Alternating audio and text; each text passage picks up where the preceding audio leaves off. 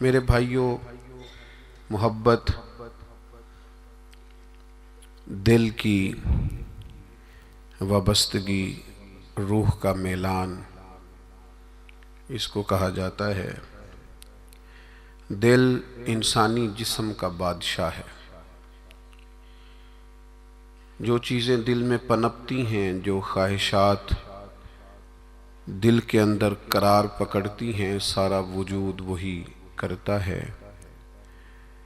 इंसान का पूरा निज़ाम इसी दिल की फर्माबरदारी करता है। लेकिन होता यह है कि ना चाहते हुए भी, समझ बूझ रखते हुए भी, चीज़ों के मुज़र असरात से आगाही रखते हुए भी बासों का दिल ऐसी चीज़ों की तरफ मिलान करता है जो बड़ी नुकसानदेह होती है। इंसान के वजूद का भी, उसकी रूह का भी, उसके बातिन का भी वो चीज़ें बहुत ज़्यादा नुकसान करती हैं। लेकिन इंसान उनसे बाज़-औक़ात निजात नहीं हासिल कर पाता। मसलन सबको पता होता है कि हिरस, लालच, हवस ये कोई अच्छी चीज़ नहीं। अल्लाह ताला अगर ज़रूरियात का रिज़्क़ अता कर दे और ज़रूरियात पूरी होने लग जाएं तो बहुत अच्छा है। लेकिन ना चाहते हुए भी बाज़ लोग माल की हिरस में, हवस में, लालच में मुब्तला हो जाते हैं। ये मोहब्बत दिन ब दिन बढ़ती चली जाती है। वो खुद अपने आप से कई दफ़ा सवाल करते हैं कि या दिल, तूने तो एक दफ़ा ये कहा था कि बस मेरी ज़रूरियात पूरी होने लग जाएं, 2 वक्त की रोटी चलने लग जाए, बच्चों के अखराजात निकलने लग जाएं, सर छुपाने को एक मकान मिल जाए तो काफ़ी है। अब तू किधर निकल गया? बहुत सारा उससे बढ़कर अल्लाह ने फजल कर दिया, ख्वाहिश से बढ़कर अता कर दिया, लेकिन कहीं ठहराव नहीं हो पा रहा, दिल रुक नहीं रहा। रोज़ माल की मोहब्बत, माल का लालच बढ़ता चला जाता है। ये इस कदर ज़्यादा नुकसान करता है कि नबी करीम सल्लल्लाहु ताला अलैहि वसल्लम ने इरशाद फरमाया कि दुनिया की मोहब्बत हर गुनाह की जड़ है। यानी लोग समझते हैं कि मामूली बात है कि मेरे दिल में माल की मोहब्बत बैठ गई है, लेकिन ये बड़ा गहरा मर्ज़ है। बाज़ लोग कहते हैं ना कि ये मर्ज़ आ जाए तो इसकी वजह से 70 मर्ज़ और भी लग जाते हैं। तो ये दुनिया की मोहब्बत वो मर्ज़ है, माल की मोहब्बत वो बीमारी है कि जिसकी वजह से सैकड़ों अमराज पैदा होते हैं। हलाल हराम की तमीज़ उठ जाती है, रिश्तों का तकद्दुस पामाल हो जाता है, बहन भाइयों के रिश्तों में दरार आ जाती है। लोग इस माल की मोहब्बत में मुब्तला होकर खूनी रिश्तों तक को भूल जाते। तो अगर मोहब्बत को सही रास्ता ना मिला, ये मोहब्बत इलाही और मोहब्बत रसूल सल्लल्लाहु ताला अलैहि वसल्लम के खूबसूरत उन्वानात की आदी ना हुई, तो फिर याद रखिएगा कि माल की मोहब्बत तो पूरे तौर पर उजाड़ देगी, अंदर को तबाह कर देगी। एक दूसरी मोहब्बत बड़ा नुकसान करती है, वो है शोहरत की मोहब्बत। मैं चाहा जाऊं, मेरी शोहरत हो जाए, लोग मुझे जाने, कोई ऐसा तरीका अपनाऊं जिसकी वजह से दुनिया के अंदर फेमस हो जाऊं, लोग मेरा नाम लेने लगे। आप यकीन करें, सोशल मीडिया के ऊपर बड़े बड़े वज़ादार, बड़े बड़े बारिश लोग, बड़े बड़े अच्छे और अच्छी कदो कामत और अच्छा नाम रखने वाले लोग फ़कत मशहूर होने के लिए वो हरकतें करते फिरते हैं कि कोई भी संजीदा आदमी देखे तो शर्म से उसकी नज़र झुक जाती। ये शोहरत, इसका लालच, ये शोहरत की तलब और शोहरत हासिल करने के लिए ऐसे ख़तरनाक तरीक़ों का हुसूल, शोहरत हासिल करने के लिए ऐसे कमज़ोर और ऐसे अखलाक से गिरे हुए रवैये का अंदाज तबाह कर दिया इसने दुनिया को, उजाड़ के रख दिया है लोगों को। आप यकीन करें, अच्छे भले समझदार लोग थे, अच्छे भले मामला फहम लोग थे, उलझ गए हैं। ज़हन बन गया है कि बस जो कुछ है वो यही शोहरत ही है। ओ मेरे भाइयों सुनो, हज़रत मौला अली शेर खुदा फरमाते, मुसन्नफ़ इब्न अबी शैबा में मौजूद है, हज़रत मौला कायनात फरमाते हैं, उसे मुबारक हो जिसे थोड़े लोग जानते हैं। वो काबिले मुबारकबाद है जिसका तारुफ कम लोगों में, ज्यादा लोगों में जिसकी शनाख्त नहीं है। मेरे भाई, आप कभी उन लोगों से पूछ कर तो देखो, उनसे कभी मुलाकात तो करो जो बड़े मशहूर हो गए। कभी उनकी तन्हाई में उनके पास तो बैठो, उनसे पूछो तो सही। इस शोहरत के सबब से उन्हें कुछ ऐसे काम भी करना पड़ते हैं जो वो करना नहीं चाहते। उन्हें कुछ ऐसे रस्तों से भी गुजरना पड़ता है जहां से गुजरने का कभी उन्होंने सोचा भी ना था।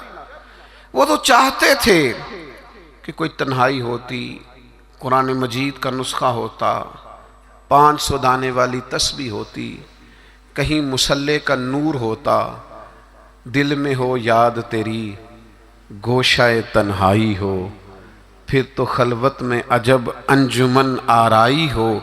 दिल चाहता था, लेकिन ये शोहरत, इसकी तलब। हाँ, एक बात है, अगर आप शोहरत चाहते हैं, मारूफ होना चाहते हैं, मशहूर होना चाहते हैं, बहुत सारे लोगों में चाहते हैं कि आपका नाम सुनहरी हुरूफ से हो और ज़्यादा लोग आपको जाने पहचाने, तो कुरान मजीद ने नुस्खा दिया है।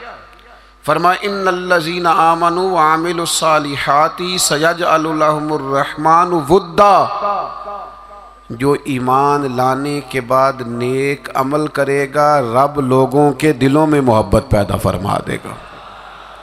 रहमान ऐसा माहौल बना देगा कि उन लोगों के दिलों में, अल्लाह ताला लोगों के दिलों में उस बंदे की मोहब्बत पैदा कर देगा। एक और मोहब्बत होती है, औलाद की मोहब्बत।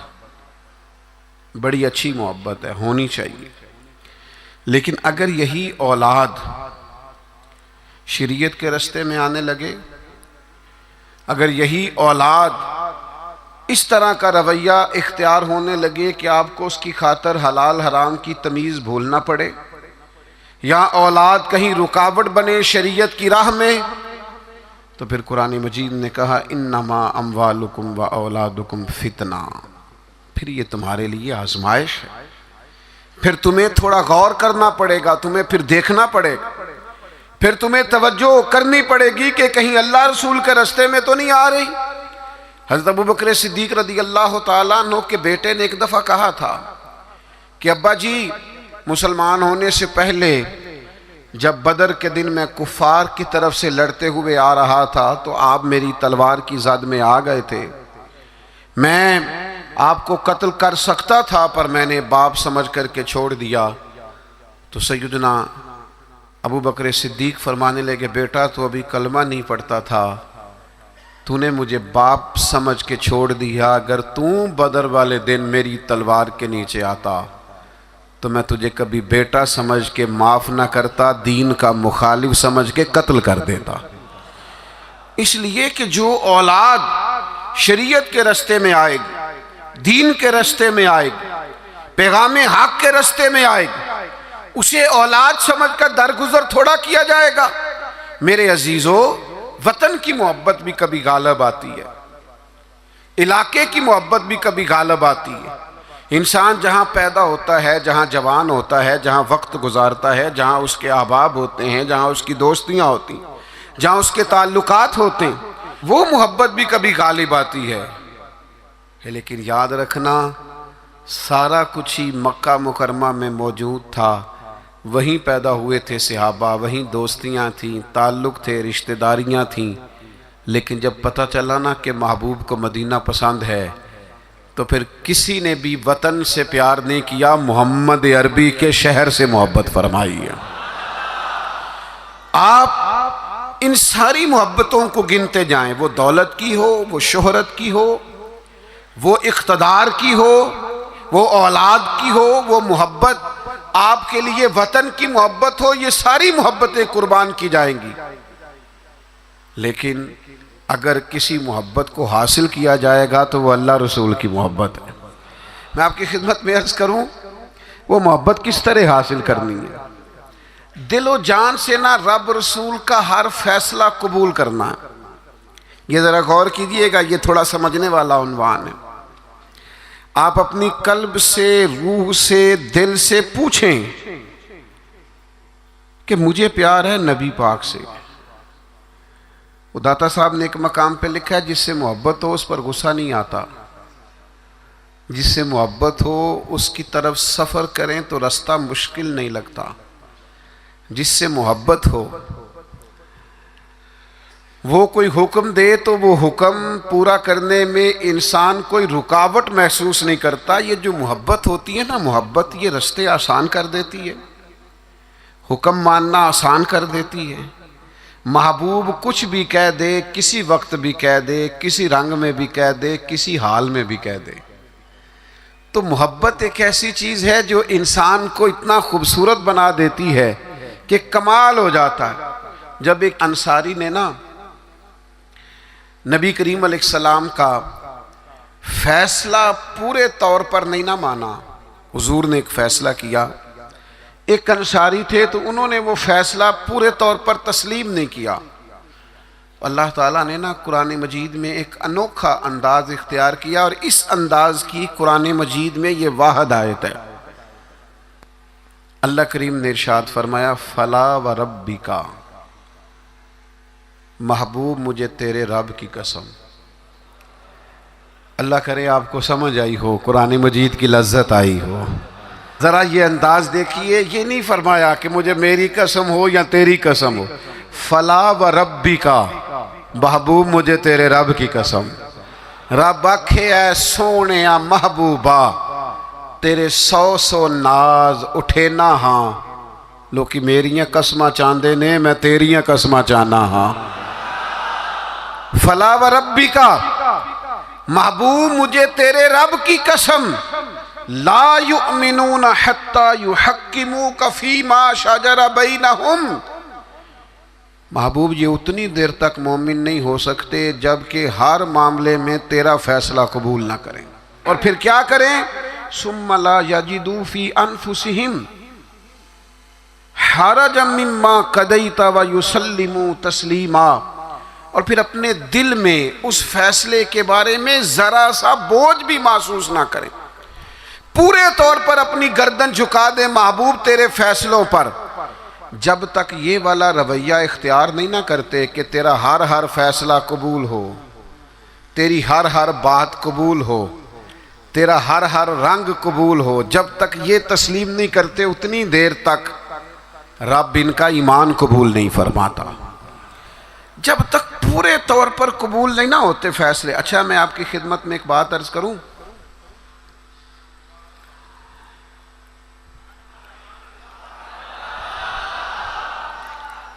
मुसलमान दिलो जान से चाहते हैं कि हम नबी पाक की गुलामी करें। मुसलमानों की रूह चाहती है कि हम हर वक्त अपने नबी की बात माने। मैंने ऐसे लोगों को देखा है जो बज़ाहिर दीन से बड़े दूर नज़र आते, जिनके बारे में लोगों का ख्याल है कि शायद बड़े गुनाहगार हैं, नौजवान हैं, दुनियादार हैं, कुछ ऐसे महकमों से वाबस्ता हैं, जिनके बारे में बाज़-ओ-क़ात बाज़ लोग ख्याल करते हैं कि शायद ये बिल्कुल दीन से दूर है। लेकिन मैंने हर किस्म के लोगों में वक्त गुजारा है, नौजवानों के साथ सफ़र किए हैं, उनके बीच बैठकर टाइम गुजारा है। मैं आपको सच कहता हूँ, तजर्बे के बाद कहता हूँ, समझ बूझ के कहता हूँ, क्लीन शेव वाले नौजवानों की आंखों में हुजूर की मोहब्बत के लिए आए हुए आंसू देख के कहता हूँ। चढ़ती जवानियाँ जो मदीने के लिए तड़पती हैं, उन जवानियों के दामन से फूटने वाली ज़ियाएं देखकर कहता हूँ, चाहते हैं मुसलमान हुजूर की गुलामी करें। सिर्फ मसला पता कितना है? बारिश का पहला कतरा नहीं बनते, कदम नहीं उठाते, फैसला नहीं करते, अपने अंदर वो जो वलवला है, वो जो शौक है, उसको ना अमली जामा नहीं पहनाते। आपके अंदर तड़प है, बस आप शुरू करें, छोड़ें आप किसी से पूछना क्यों है, बस शुरू कर दें दुरूद और सलाम पढ़ना। छोड़ें माहौल को क्या देखना है। अगर आपको पता चल गया है कि महबूब को दाढ़ी वाला चेहरा पसंद है, तो फिर किसी को पसंद हो ना हो, रंगे चमन पसंद न फूलों की बू पसंद, हमको है वो पसंद जिसे आए तू पसंद। फिर फैसला करें, फिर तवज्जो करें। नबी पाक अलैहिस्सलातु सलाम कभी इशारतन भी कोई बात करते ना। अच्छा, मैं बहुत सारे सूफिया को जब पढ़ता हूँ ना, और बिलखुसूस आशिकों की दास्तानें पढ़ता हूँ, तो जो रंग आशिकों ने पेश किया है ना, वो किसी और के बस की बात ही नहीं। कि जो उशाक होते हैं ना, उशाक, इनके ना जरा अंदाज ही थोड़े निराले होते हैं। उल्टी ही चाल चलते हैं दीवान गाने इश्क, ये आंखों को बंद करते हैं पर दीदार के लिए। उल्टी ही चाल चलते हैं दीवान गाने इश्क, आंखों को बंद करते हैं पर किसके लिए? दीदार के लिए। बाकी एक पंजाबी शायर ने भी कहा है, मेरा कोई ज़रूरी नहीं आप सारे शोरा से इत्तेफाक ही करें, लेकिन उसने कहा है अक्ल इतनी बुरी चीज़ नहीं, पर उसने कहा है इश्क दे चले ही नंबर ले गए। मैंने नहीं कहा, किसी की बात सुना रहा हूं। वो कहता है इश्क दे चले ही नंबर ले गए, अक्लमंदा ते एवें ही, अक्लमंदा ते एवें ही उमरां गालियां। इश्क दे चले ही वो नंबर ले गए। और इकबाल भी कहते हैं बेखतर कूद पड़ा आतिश नमरूद में इश्क। इतनी बड़ी आग, ऊपर से परिंदा भी गिरे तो जल जाए, लेकिन जनाबे इब्राहिम ने 1 मिनट नहीं लगाया सोचने पर, बेखतर कूद पड़ा आतिश नमरूद में इश्क। अकल थी महवे तमाशाए लबे बाम अभी, और पुख्ता होती है अगर मसलहत अंदेश हो अक्ल। इश्क हो मसलहत अंदेश तो है खाम अभी। सोच समझ के चले ना, अकल तो पुख्ता होती है, पक्की होती है, तो इश्क सोच समझ के चले तो अभी कच्चा है। इश्क सोच समझ के फैसला करे तो अभी पिलपिला है, अभी रस्ते में है। अकल आखदी झुगे नूं साम के रख, अपना आप समेटना चाहिए। ते इश्क आखदा झुगे दा की करना है, झुगा बाल के सेकना चाहिए। ये जो लोग होते हैं ना मोहब्बत वाले, इनके निराले अंदाज होते हैं। हज़रत जनाब सैयदना अब्दुल्ला इब्न रवाहा रदी अल्लाह ताला अन्हु जुमा पढ़ने आए मस्जिद नबवी में। हुजूर ने किसी सहाबी से फरमाया बैठ जाओ। ये दौरान गुफ्तगू कभी कभी नज़्म ज़ब्त ठीक करने के लिए किसी को मुतवज्जे करना पड़ता है। कभी कभी मैं भी प्यार से कह देता हूँ मोबाइल वाले भाई, ये कहना पड़ जाता है। फिर किसी दफ़ा असर भी होता है कि यार कोई मतलब नाराज़ ही ना हो जाए, ये कहना पड़ जाता है। तो अब मैं तो इसलिए कहता हूँ कि मोबाइल वाले भाई कहूँगा तो कोई नाराज़ नहीं होगा, इसलिए कि सारे ही मोबाइल वाले भाई के, इसमें नाराज़गी वाली ये कसे बाशद है, सारे ही मोबाइल वाले भाई हैं, कोई इंशाल्लाह बिगड़ेगा। बहरहाल आप तवज्जो करें मेरी बात पर। तो कभी कभी नज़्म ज़ब्त ठीक करने के लिए कहना पड़ता है। तो हुजूर ने फरमाया बैठ जाओ, कह दिया किसी को। हजरत अब्दुल्ला बिन रवाहा रदी अल्लाह ताला अन्हु मस्जिद नबी शरीफ के दरवाजे पे थे, उनके कानों में आवाज गई, वहीं बैठ गए। नबी पाक सल्लल्लाहु ताला अलैहि वसल्लम ने नमाज के बाद फरमाया अब्दुल्ला वहीं बैठ गए, हुजूर आपने कहा नहीं था। तो जो नबी पाक अलैहिस्सलाम ने इस पर तबसरा किया है ना, उसे इब्ने हजर अस्कलानी ने लिखा है, हुजूर ने किसी से कहा बैठ जाओ, हुजूर ने किसी से कहा बैठ जाओ, पर मोहब्बत रसूल का आलम देखो। हजरत अब्दुल्ला इब्ने रवाहा दरवाजे पर बैठ गए, चूंकि हुजूर ने नाम नहीं ना लिया, वो वहीं बैठ गए। तो हुजूर अलैहिस्सलाम ने क्या तबसरा किया, अल्लाह के महबूब फरमाने लगे अल्लाह ताला तुम्हारी अल्लाह रसूल की फर्मा बरदारी की हिर्स में अल्लाह और इजाफा कर दे। ये जो तुम्हारे अंदर हिर्स है ना कि मैंने रब रसूल की फर्मा बरदारी करनी है, अब्दुल्ला मेरी दुआ है अल्लाह इस हिर्स में इजाफा कर दे। हिर्स बड़े हैं, इंसान बड़ी चीजों का हरीस है, पर हुजूर फरमा रहे हैं मेरे सहाबा रब रसूल की फर्मा बरदारी के हरीस हैं। ये हिर्स करते हैं कि ज्यादा से ज्यादा गुलामी हो, ज्यादा से ज्यादा फर्मा बरदारी करें, ज्यादा से ज्यादा महबूब के नक्शे कदम चलें। मेरे दोस्तों, इसी तरह एक सहाबी और थे, हुजूर ने फरमाया बैठ जा, तो मस्जिद के बाहर ही बैठ गए। उनका नाम था आस। तो हुजूर ने फरमाया कहाँ थे भाई, नमाज में नजर नहीं आए। या रसूलल्लाह वो आपने फरमाया नहीं था बैठ जाओ। अच्छा, हुजूर ने किसी और से कहा, पर सानू कैद सजन दा गहना है। हुजूर ने किसी और से कहा, वो दरवाजे के बाहर बैठ गए।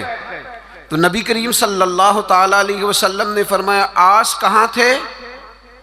हुजूर मैं दरवाजे के बाहर बैठ गया। तो हुजूर मुस्कुराए, फरमाया तुम आस नहीं हो, तुम तो मुती हो, तुम तो फर्मा बरदार हो। आज से तुम्हारा नाम मुती है, फर्मा बरदारी करने वाला है।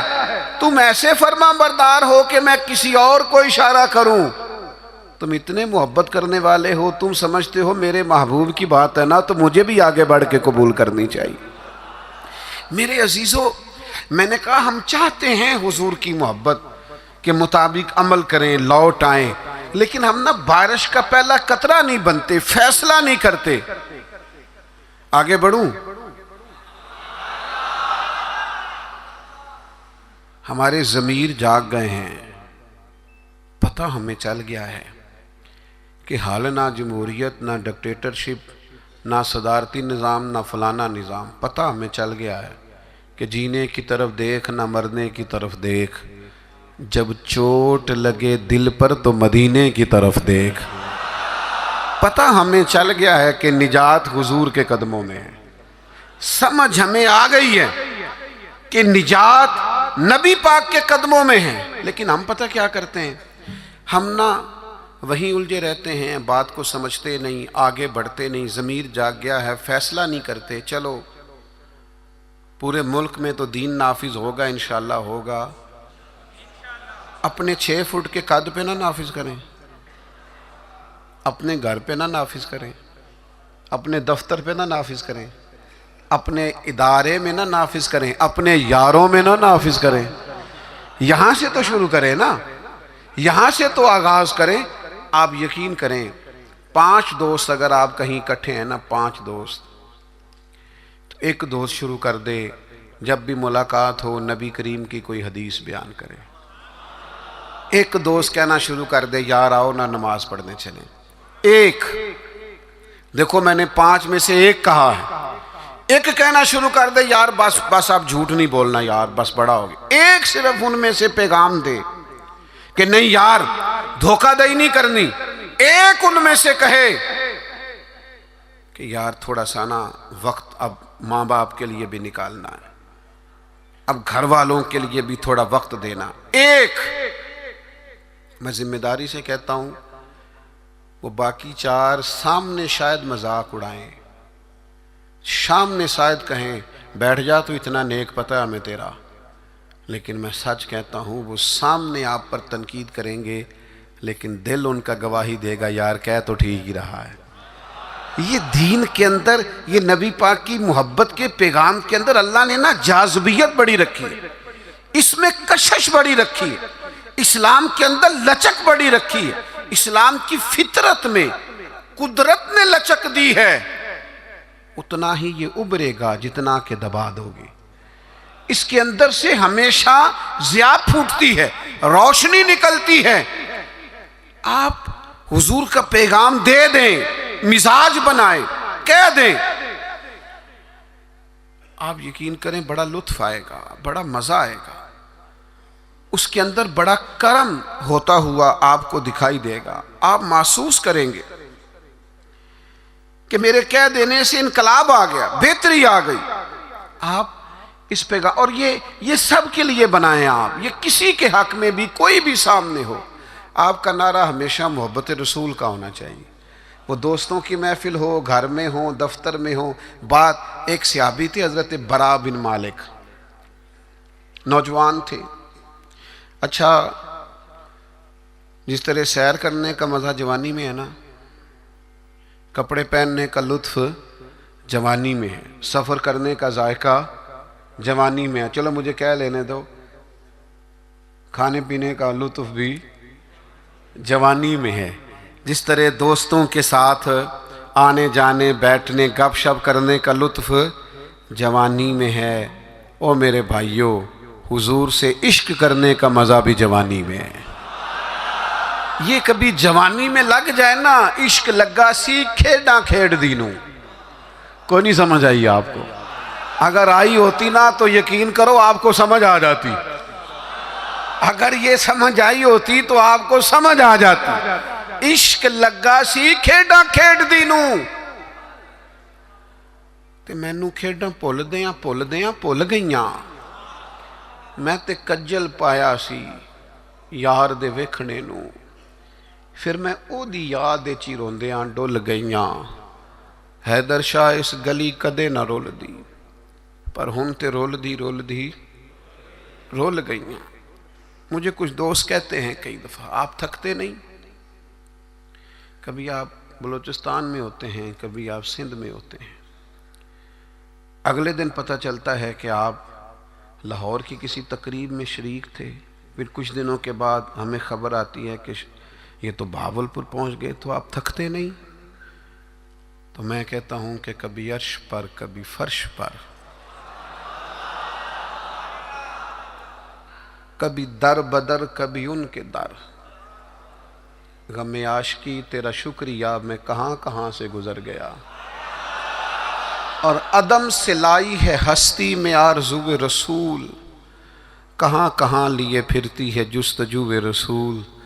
पर एक शौक़ है इन सारे सफ़रों का, इन सारी सोबतों का। मैं अब आके ये कैफियत हुई है कि कभी कमर दर्द करती है, कभी पट्ठों में तकलीफ़ होती है, किसी वक्त आँखों में तकलीफ़ हो जाती है। तो ये सारे सफ़र, ये सारी जद्दोजहद, किसी वक्त अर्ज़ करता हूँ महबूब की बारगाह में कि अदम से लाई है हस्ती में आरज़ुए रसूल, हमें कहाँ कहाँ लिए फिरती है जुस्तजूए रसूल। बस इतनी आरज़ू है कि अजब नज़ारा हो मैदान हश्र में बेदम, कि सब हों पेशे खुदा और मैं रूबरूए रसूल। इतना सा दिल करता है कि अजब नज़ारा हो मैदान हश्र में बेदम, सब हो। एक सहाबी हैं हज़रत बरा बिन मालिक रज़ी अल्लाह ताला, चढ़ती जवानी और इश्क रसूल भी पूरा जोबन पे। उनके कद काठ का भी पूरा बाकपन और मोहब्बत रसूल के दरिया भी पूरे का पूरा उनके सीने में मौजज़न। तो हुजूर का मुझे यूँ लगता है कि इरादा करम हुआ कि लोगों को बताऊं भला ये मुझसे कितनी मोहब्बत करता है। तो नबी करीम अलैहिस्सलाम ने फरमाया, मैं कोई हुक्म दूं तो पूरा करोगे? बड़े खुशकिस्मत थे जो हुजूर के सामने नबी पाक से हुक्म लेते थे। फरमाया, बरा मैं कोई हुक्म दूं तो पूरा करोगे? अर्ज़ की, हुजूर हुक्म करें तो सही। तो महबूब ने मुस्कुरा के फरमाया, जाओ अपने बाप की गर्दन काट के लाओ। तलवार थामी और दौड़ पड़े, भागे। करीम महबूब फरमाने लगे, जाओ इसे पकड़ लो वरना ये सचमुच बाप की गर्दन ले आएगा। उनको सहाबा पकड़ के लाए तो महबूब फरमाने लगे, वो तो एक बात गोया आजमाने को की थी, मैं कोई रिश्ते तोड़ने तो नहीं आया दुनिया में, मैं तो रिश्ते जोड़ने आया। उनकी मोहब्बत रसूल का ये लेवल था कि आप हुक्म करें तो मैं बाप की गर्दन लाने को तैयार हूं। गोया मैं हर रिश्ते, हर नाते की कुर्बानी पेश करने को तैयार हूं। या रसूल अल्लाह, मुझे सिर्फ आप चाहिए। उनकी मोहब्बत का ये लेवल था। और इस लेवल पर उन्हें अजर क्या मिला? जब वो बीमार हुए तो महबूब तीमारदारी के लिए गए। मैंने सुना है वो बन संवर कर मेरी अयादत को आ रहे हैं। मैं सोचता हूं कि क्या बनेगा, वो आ रहे हैं, मैं जा रहा हूं। हुजूर तीमारदारी के लिए तशरीफ लाए। अल्लाह के हबीब सल्लल्लाहु ताला अलैहि वसल्लम ने उनकी हालत देखी तो एक दुआ फरमाई। माबू फरमाने लगे, ए अल्लाह, देखें इस दुआ का हुस्न देखें, फरमाया, ए अल्लाह, जब बरा बिन मालिक से तेरी मुलाकात होना तो तू इससे मुस्कुरा के मिलना जो तेरी शान के लायक है। ए अल्लाह, तू इससे मुस्कुरा के मिलना और ये तुझसे मुस्कुरा के मिले। और सुनो मेरे भाइयों, इस हदीस पाक का नतीजा सुनो। इसका नतीजा उलमा फरमाते हैं ये निकलता है कि जो मुस्तफ़ा करीम से रज के मोहब्बत करेगा, खुल के मोहब्बत करेगा, हर रिश्ते से बढ़कर हुजूर से मोहब्बत करेगा, उसके अजर के लिए हुजूर ने दुआ फरमाई है, जब क़यामत में अल्लाह के हुजूर हाजिर होगा तो रब उससे मुस्कुरा के मुलाकात करेगा जो उसकी शान के लायक, और बंदा भी रब से मुस्कुरा के मिलेगा। मेरे अजीज, याद रखिएगा कि अपनी ज़िंदगी के अंदर हुजूर की मोहब्बत हमेशा अपना लें। अच्छा, बाज़ौक़ात ना नबी पाक अलैहिस्सलाम की मोहब्बत के लिए मुश्किल फैसले भी करने पड़ेंगे, कठिन रास्तों से भी गुजरना पड़ेगा। आपको सारा कबीला मना करेगा, सारी बरादरी रोकेगी, मुझे कह लेने दो, ख़ानदान में वालिदैन भी मना करेंगे। आपको मोहब्बत रसूल के रास्ते पर चलना है तो बहुत सारे अहबाब भी आपको कहेंगे, ओ यार दुनिया का भी माहौल समझना पड़ता है, हालात देखो बदल गए। माज़अल्लाह कुछ लोग ये भी कहते हैं वो ज़माना और था, ये ज़माना और है। लोग आपको बड़ी आरा पेश करेंगे, बड़ा बड़ा रंग पेश करेंगे, लेकिन अगर आप इसको समझ जाएं, इस पर गौर कर जाएं कि हमेशा बरकत रसूलुल्लाह की बात मानने में सल्लल्लाहु ताला अलैहि वसल्लम, और मेरे नबी पाक सल्लल्लाहु ताला अलैहि वसल्लम की गुलामी और मोहब्बत में कभी नुकसान नहीं होता। एक हुजूर के सहाबी थे हज़रत जुलाबीब रदी अल्लाह ताला अन्हु, सही मुस्लिम शरीफ में उनका तज़किरा मौजूद है। हज़रत जुलाबीब रदी अल्लाह ताला अन्हु का रंग ज़्यादा गोरा नहीं था, खूबसूरत आदमी नहीं थे, कद भी बहुत ऊंचा नहीं था, यानी यूँ समझ लिए कि कद भी थोड़ा सा इस तरह का था, रंग और रूप भी इस तरह का था, हालात कुछ और ही थे। उनकी शादी नहीं होती थी। अल्लाह के रसूल सल्लल्लाहु ताला अलैहि वसल्लम ने फरमाया, जाओ फलां कबीले में जाके उन लोगों से कहो अपनी बेटी का निकाह तेरे साथ कर दे।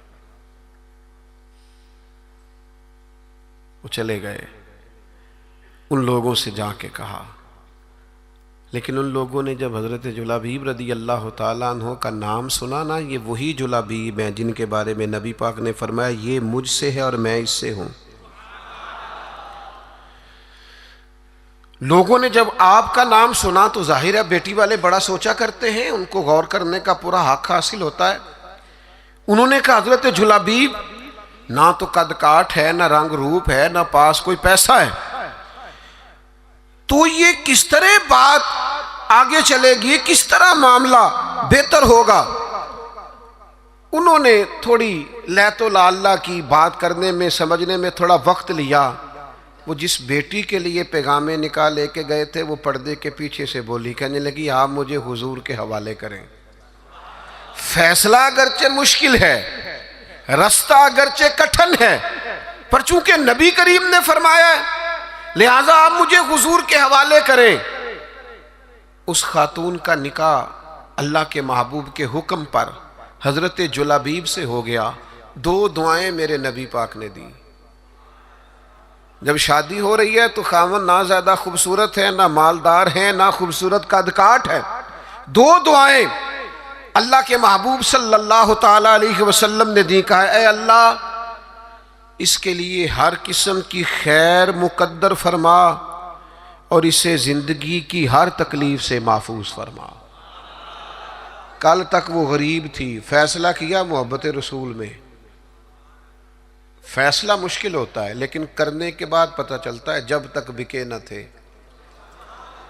कोई पूछता न था, तूने खरीद कर हमें अनमोल कर दिया। और मैंने बड़ा पहले एक शख्स से कहा था एक उम्मीदवार थे असेंबली के, तो मुझसे मिले तो मुझे कहने लगे आप तो तवज्जो ही नहीं कर रहे, लोग हमें भी बड़े वोट देते हैं। मैंने कहा आपको वोट देते हैं, हमें तो जान देते हैं। आपका हमारा बड़ा फ़र्क है। तो आप जो बात कर रहे हैं वो ठीक होगी, लेकिन जब तक बिके न थे कोई पूछता न था, तूने खरीद कर हमें अनमोल कर दिया। नबी पाक ने दुआ दी, ऐ अल्लाह खैर मुकद्दर करना, हर तकलीफ से महफूज रखना। सहाबा फरमाते हैं फिर उसी खातून को हमने देखा, ना मदीने में अंसार में उससे ज़्यादा कोई मालदार खातून थी और ना उससे ज़्यादा खर्च करने वाली कोई खातून थी। आपको मोहब्बत रसूल में वक्ती फैसला करना मुश्किल लगेगा, लेकिन याद रखना मेरे भाई, फिर मोहब्बत रसूल बाद में जो इंसान के लिए वुस्सतें पैदा करती है ना, अपने लबो लहजे में कहूँ, फिर हुजूर से प्यार करने वालों की जो मौजें लगती है ना, फिर जो करम होता है ना, खुदा जाने बुलंदी है कि पस्ती पर जहाँ मैं हूँ वहाँ कोई नहीं है। फिर वो जो नतीजा निकलता है वो बड़ा शानदार है। अगरचे वक्ती तौर पर कुछ चीज़ें मुश्किल महसूस होती हैं, लेकिन फिर करम हो जाता है। एक सहाबिया थी हज़रत फ़ातिमा बिनते कैस, उनके लिए भी मुश्किल था निकाह का फ़ैसला करना, लेकिन उनको पता चला ना कि नबी पाक की ख्वाहिश है कि मैं उसामा बिन ज़ैद से निकाह कर लूँ, तो उन्होंने फ़ौरन जनाब उसामा बिन ज़ैद से निकाह कर लिया। हुजूर की ख्वाहिश को पेश नज़र रखा। दो तीन चीज़ें हमें समझनी है, बस बात समेटने लगा हूँ। एक तो जहाँ जहाँ नबी पाक ने हद बंदी की है ना, उस हद बंदी को कभी नहीं तोड़ना। जो हुदूद, जो दायरे, जो कवानीन नबी करीम ने बयान फरमा दिए हैं, उनसे कभी तजावुज़ नहीं करना। देखो, सोने की अंगूठी हुजूर ने मर्द को हराम करार दी, सारा ज़माना भी कहे तो ये हाथ पर पहननी नहीं चाहिए। कुछ चीज़ें हैं जिनमें हुजूर ने ना हद बंदी कर दी। पीतल तांबा मर्द के लिए नहीं जायज़, ना पहने आप। रेशम का लिबास ना पहने। जहां हुजूर ने तायुन कर दिया हुदूद का, आप कोई इतना मुश्किल मसला नहीं है। आप उस पे, एक सहाबिया थी, उनका सगा भाई इंतकाल कर गया, तो नबी पाक अलैहिस्सलाम ने हुक्म दिया है कि किसी का भी सोग 3 दिन से ज़्यादा नहीं करना, सिवाय उस औरत के लिए जिसका खामद चला जाए, वो इद्दत पूरी करे। तो सहाबिया 3 दिन के बाद उठी, खुशबू लगाई, धुले हुए कपड़े पहने, वक्ती तौर पर उस वक्त जो मुरव्वज जीनत थी वो जीनत इख्तियार की, और फिर कहने लगी मुझे इस जीनत की ज़रूरत नहीं थी, पर चूंकि नबी पाक ने फरमाया 3 दिन से ज़्यादा सोग नहीं करना, लिहाजा मैं उठ के इसलिए कपड़े बदले हैं कि मैं किसी और की तरफ नहीं देखना चाहती, मदीने वाले महबूब की शरीयत की तरफ देखना चाहती हूँ। जो हुदूद नबी पाक सल्लल्लाहु अलैहि वसल्लम ने हमारे लिए मुकर्रर फरमाई हैं, उनसे कभी भी हमने तजावुज़ नहीं करना। दूसरी बात यह है कि मोहब्बत रसूल का हमसे तकाजा ये है कि जब रब रसूल को राज़ी करना हो ना, फिर अपनी ज़ात नहीं देखनी। मेरा कद बहुत बड़ा है तो फ़लाँ से माफ़ी मांगूँ, मैं इतना बड़ा आदमी हूँ तो अब मैं झुक जाऊँ, मुझे इतने लोग जानते हैं तो अब मैं जनाब थोड़ा सा अपनी गर्दन को झुकाऊं। मैं आशिक़ रसूल में मैं नहीं होती। आशिकान रसूल के अंदर किसी किस्म की अना परस्ती, आशिक लोग तो रमले कमले, वो तो बेचारे सीधे सादे लोग होते हैं, उनके तो मिजाज के अंदर फ़कीरी होती है, सादगी होती है।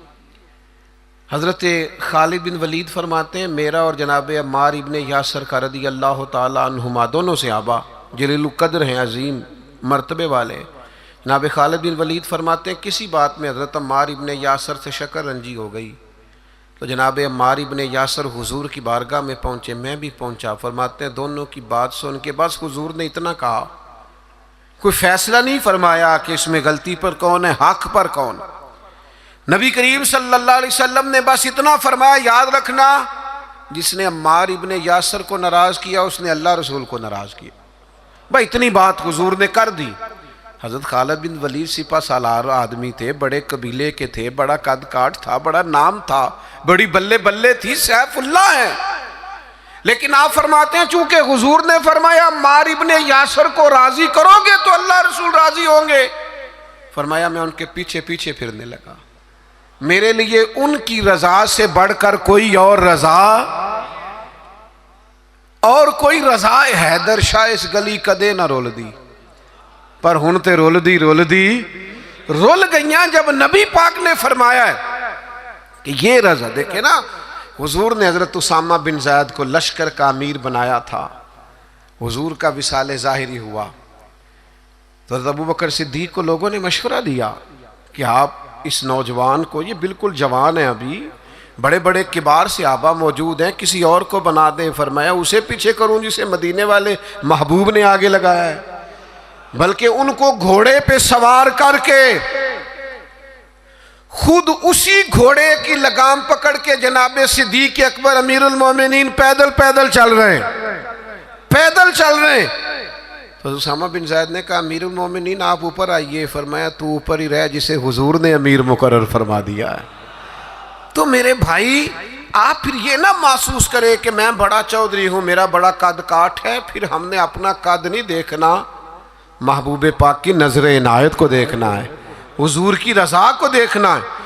याद रखिएगा एक तीसरी बात, एक हुदूद को नहीं तोड़ना, एक हुजूर की रजा हासिल करने के लिए अपनी अना नहीं सामने आने देनी। एक तीसरी बात और, तर्ज जिंदगी सादा इख्तियार करना है अगर हुजूर से प्यार करना है तो। बड़ी जरूरी बात है, बड़ी जरूरी। आप सादा ग़िज़ा खाएं, सादा नशीस, सादा लिबास, सादा अंदाज़े गुफ्तगू, लोगों से बिला तकल्लुफ़ मुलाकात, आपके लबो लहजे में किसी किस्म की तसन्नो ना हो, बनावट ना हो, तकल्लुफ़ ना हो। आप अगर हुजूर के गुलाम हैं, नबी पाक से मोहब्बत करते हैं, तो फिर आप कोई किसी किस्म का अपने लिए प्रोटोकॉल ना चाहें। सहाबी आए थे ना, अर्ज की या रसूल अल्लाह मैं आपसे बड़ा प्यार करता हूं। कैसा खुशबख्त है, हुजूर के सामने इजहार मोहब्बत कर रहा है, मैं बड़ा प्यार करता हूं। तो हुजूर ने फरमाया सोच कर कहो क्या कह रहे हो। हुजूर बड़ा प्यार करता हूं, फरमाया सोच ले, हुजूर बड़ा प्यार करता हूं। तीसरी दफा महबूब ने फरमाया सोच ले, हुजूर मुझे बड़ा इश्क है आपसे। अल्लाह के रसूल ने फरमाया फिर तैयारी कर ले, फकर तेरी तरफ दौड़ के आएगा, फिर तेरी तरफ गरीबी आएगी। जो मुझसे प्यार करता है उसकी तरफ फकर आता है। तो ये याद रखें कि इसे सिर्फ और सिर्फ फूलों की सेज ना समझना, और फकर की कई किस्में होती हैं, सिर्फ पैसों की कमी फकर नहीं होती। आपका तर्ज जिंदगी सादा होना चाहिए, अंदाज फकीराना होना चाहिए, उठना बैठना सादा होना चाहिए, क्योंकि ये सादगी मेरे नबी की पसंद है। एक रवायत मुझे याद आ रही है, मेरा दिल करता है आपको सुना दूं। कभी कभी ना कुछ फरमाइशें भी होती हैं, आपका नहीं मुझे पता, मैं अपनी अम्मा से फरमाइश किया करता था कभी कभार कुछ चीज़ अपनी मर्ज़ी की खाने के लिए, अम्मा जी कभी साग बना दो ना, तो कभी उनसे कहते थे स्पेशल वाला गुड़ खाना है। ये देहाती माहौल बड़ा शानदार होता है। आपको पता है नबी पाक को मक्के से हज़रत हलीमा के गाँव में क्यों भेजा गया था? इसलिए कि मक्के के लोग छोटे बच्चों को वहाँ भेजते थे, कहते थे फ़िज़ा भी खालिस है, ज़ुबान भी खालिस। देहातों की ज़ुबानें खालिस होती हैं। कभी कभी ना फरमाइशें होती हैं माओं से। हज़रत सलमा मोमिनों की माँ जनाब उम्मे सलमा, एक दिन ना उनके 3 बेटे रूहानी बेटे उनकी खिदमत में आए। कौन कौन? आप नाम सुन के भी बड़े खुश होंगे। हज़रत जाफ़र तैयार है ना, हज़रत अली के भाई, उनके बेटे अब्दुल्ला बिन जाफ़र आए, और फिर उनकी खिदमत में हज़रत अब्दुल्ला इब्ने अब्बास जो नबी पाक के चचा जनाब अब्बास हैं, उनके बेटे अब्दुल्ला आए, और इन दोनों के साथ मौला अली के लख्त जिगर इमाम हसन भी आए।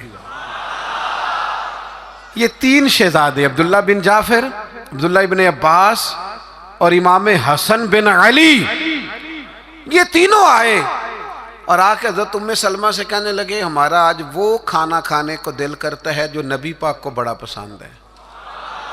अम्मा जी हमारी माओ से बंदा फरमाइश कर लेता है ना, तो हमारी फरमाइश है वो वाला खाना बनाएं जो हुजूर को पसंद है। तो हज़रत उम्मे सलमा ने ठंडी आह भरी, फरमाया बेटा वो बड़ा ही सादा है, खा लोगे? अम्मा जी खा लेंगे।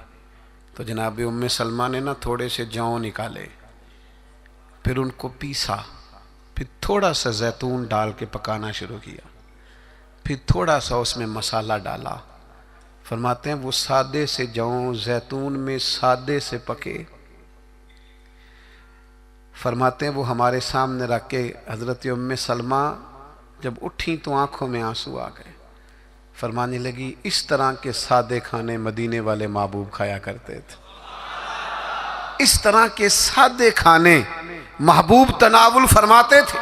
ये सादगी, ये शाइस्तगी, उस सादगी में जो हुस्न, मारिफत, कमाल, यानी इस तरह की सादगी हुजूर अपनाते थे कि जब इस सादा चेहरा नूर को हजरत जाबिर बिन समरा जैसे लोग देखते थे तो देख के कहते थे आज मैंने तज्जिया करना है कि चांद ज़्यादा सोना है कि आमिना का चांद ज़्यादा सोना है।